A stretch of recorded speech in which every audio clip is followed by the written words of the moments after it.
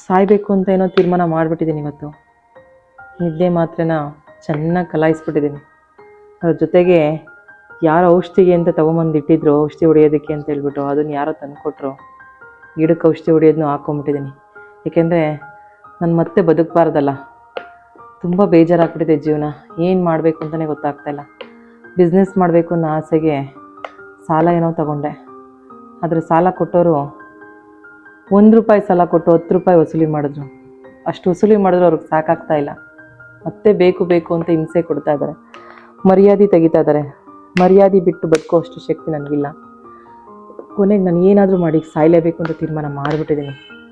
ನೀನು ಮಾಡಿರೋದೆಲ್ಲ ತಪ್ಪೆ. ನೀನು ಸಾಯಬೇಕು. ನೀನು ಸತ್ತರೇ ಎಲ್ಲದಕ್ಕೂ ದಾರಿ ಆಗೋದು. ನೀನು ಸಾಯಲೇಬೇಕು. ನಿನ್ನ ತೀರ್ಮಾನ ಕರೆಕ್ಟ್ ಆಗದೆ. ಸಾಯಿ, ಬೇಗ ಸಾಯಿ, ಬೇಗ ಸಾಯಿ. ಗೊತ್ತಿರಲಿಲ್ಲ ಅವತ್ತು ತೊಗೊಬೇಕಾದ್ರೆ ದುಡ್ಡು ತೊಗೊಂಡಿದ್ಯಾ ತಾನೆ, ಈಗ ಕೊಡೋಕ್ಕಾಗ್ತಾ ಇಲ್ಲ, ಮರ್ಯಾದೆ ಹೋಗ್ತಾ ಇದೆ ಅಂದಮೇಲೆ ನೀನು ಬದುಕಿರಬಾರ್ದು. ನೀನು ಸಾಯಿ ಸಾಯಿ ಸಾಯಿ. ನೀನು ಸತ್ತರೇನೆ ಇದಕ್ಕೆಲ್ಲ ಪರಿಹಾರ ಸಿಗೋದು. ನೀನು ಸಾಯಲಿಲ್ಲ ಅಂದರೆ ನಿನ್ನ ಮರ್ಯಾದೆ ಎಲ್ಲ ಹೊರಟೋಗುತ್ತೆ. ಯೋಚನೆ ಮಾಡು. ನೀನು ಮಾಡಿದ್ದು ನೀನೇ ಇದು ಮಾಡಬೇಕು ಅಂದರೆ ನೀನು ಸಾಯಲೇಬೇಕೀಗ. ನೀನು ಸಾಯಿ. ನೀನು ದುಡ್ಡು ಕೊಡೋ ನೀನು ಯಾಕೆ ಸಾಯ್ತೀಯ? ಸಾಯೋದು ನಿನಗೇನಾಗಿದೆ? ನೀನೇನು ತಪ್ಪು ಮಾಡಿದ್ಯಾ ಸಾಯ್ಬೇಕು ಅಂದರೆ? ಜೀವನ ಅಂದರೆ ಸಾವು ಒಂದೇನೇನಾ? ಅದು ಬಿಟ್ಟರೆ ಬೇರೆ ಏನಿಲ್ವಾ?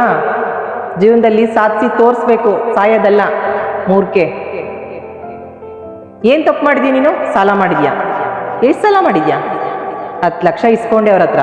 ನೀನೆಷ್ಟು ಅವ್ರಿಗೆ ವಾಪಸ್ ಕೊಟ್ಟಿದ್ಯಾ? ಆಗಲೇ 10 ಲಕ್ಷಕ್ಕಾಗಲೇ 25 ಲಕ್ಷ ವಾಪಸ್ ಕೊಟ್ಟಿದ್ಯಾ? ದಡ್ಡಿ, ನಿನ್ಗೆ ಅರ್ಥ ಆಗ್ತಿದ್ಯಾ? ನೀನು ಯಾಕೆ ಸಾಯ್ಬೇಕು?